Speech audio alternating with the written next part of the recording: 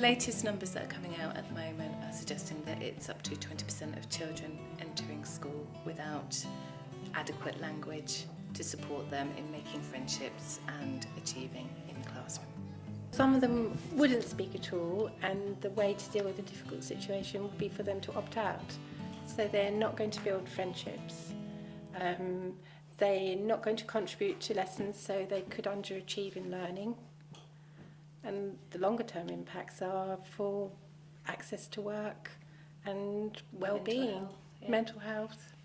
Within the schools team, we work a lot on equipping teachers in the necessary strategies, so helping them look at their own language, because the research supports that if adults alter their language, it helps the children's communication to develop. So if they can talk better, they're more likely to make friends, they're more likely to learn, they're more likely to be happy. All the parents that I've asked have said that their children have benefited and are more confident, and that they understand what to do with their children better. So I would say those were good outcomes.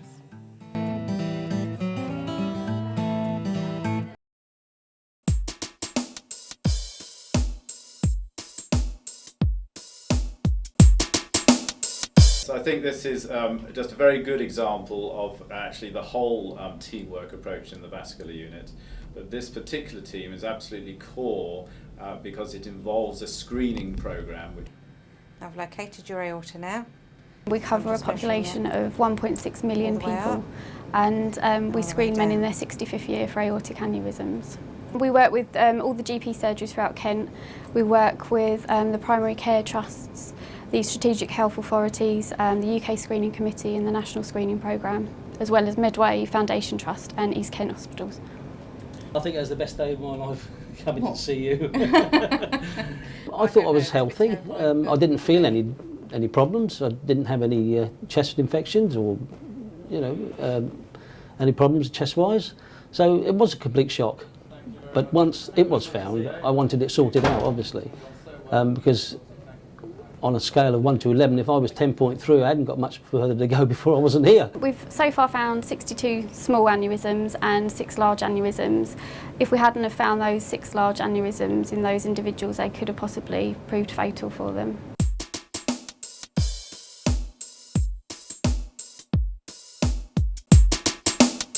My name's Sapna Patel and I'm one of the junior doctors here in F1. And I chose to come back to Margate because I was here 3 years ago as a student, and when I came here I had a really good experience. So the doctors, senior doctors, took time out of their schedules and they organised teaching for us. We used to be included in all of the stuff happening on the wards, which didn't really happen in some of the other hospitals, and we actually really learnt a lot of it from that experience. And also I wanted to come back as an F1 because I saw that the current F1s at the time, they were really supported. If they needed any help with anything, they could go to their senior doctors and ask for help, whereas I've observed in some other hospitals, more so in London, that no one really has time for junior doctors and they're expected to just kind of get on with things.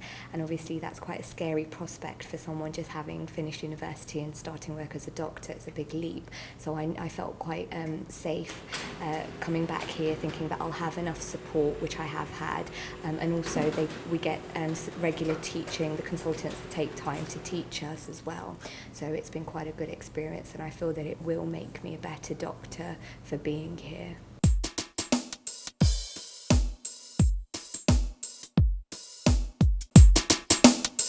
Staff have got together to ensure that patients are prepared preoperatively. Exercise will become, you'll realise that is as important as the word independent. Patients are prepared preoperatively before they have their operation, so they know what to expect. They can plan, they're part of their discharge planning themselves, so they can organise things at home. They can start even practising their exercises. But they go through everything, stage by stage by stage. This is going to happen, this is going to happen. About the pain, when you wake up, it's not going to be comfortable. Well, it is actually, I don't feel anything at the moment. But you run through all that, so when you arrive here, you know what's going to happen, there's no surprises, and you feel great. Well, I was petrified of another operation, but I think now she's made me they made me realise that I will be a lot different and not so much pain after. The joint school really put me at ease for the visit to this hospital. But this is very, very informative, extremely informative, much different to the first time I had it done 10 years ago. I had a lot of people say to me when I'm on the ward working with them, if only I'd known, I'd never have had this done. Well, since joint school, nobody ever says that to me. Never.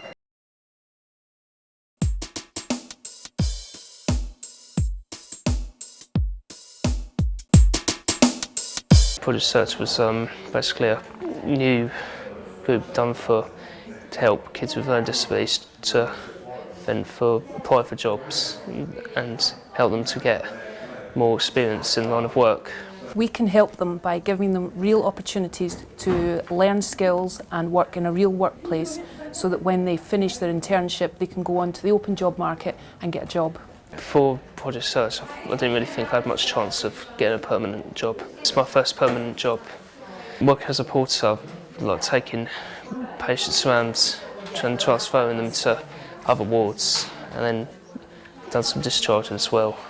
I feel the future's a lot more promising for me. It's also been about staff working with people with learning disabilities and experiencing what that would mean for them, which can then be translated into the patient care they give ultimately. I work in the recruitment office, so I help people find jobs, and initially do all the pre-employment clearances, like occupational health, CRBs, references, offer paperwork, and make sure everything's all in order. There's been quite a turnaround from going from people helping me to me helping other people. The outcome has been that a number of the interns upon completion have actually gone out and got jobs, which is what it's all about. It's a hugely fantastic outcome.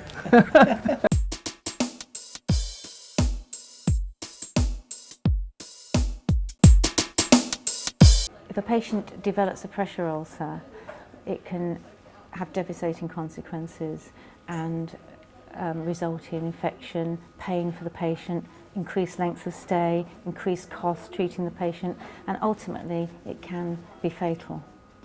But what we can do is minimise the risk of everybody as much as possible. And how we do that is early risk assessment on admission and putting in the prevention, early intervention. And some of the main interventions we have are the Trust has purchased a vast amount of pressure ulcer equipment, but it's making sure the right person has it at the right time and that they have it early enough before they do develop any pressure damage. With our support workers, they've been able to allocate the equipment, keep an equipment library so you've always got access, and that they're able to go around the wards and work with the staff to identify patients that need the equipment and those that don't. Once the patient no longer needs the equipment, then they can make sure it's decontaminated appropriately and that it goes back down to the front door. From a 21% prevalence of pressure ulcers in 2001, it's been reduced now to 10% of hospital-acquired pressure ulcers in February 2011. And we actually had a prevalence of 0% deep ulcers that were hospital-acquired in our audit, which we've never achieved that before.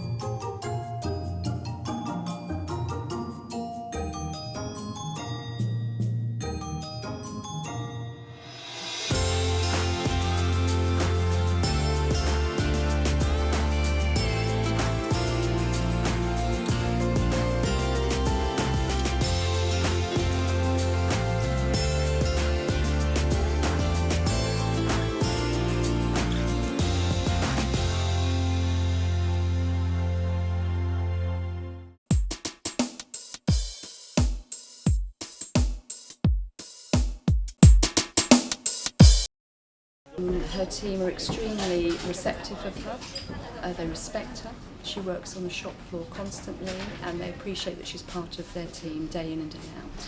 Margaret is my favourite too. I think Penny's nice. and she does her job. And what's going, what's in. She's very good at making you feel that you are, you have very good capabilities, and that your input within the team is incredibly valuable. But you get the chance to pose. Oh, okay. The ideal. You've been wonderful. Very caring. In my pink pyjamas. She seems to have 10 pairs of hands because she's been caring with somebody, talking to the relatives, sorting out a management role, and she's organised some training sessions as well. She's just a wonderful lady. She's perfect, I think.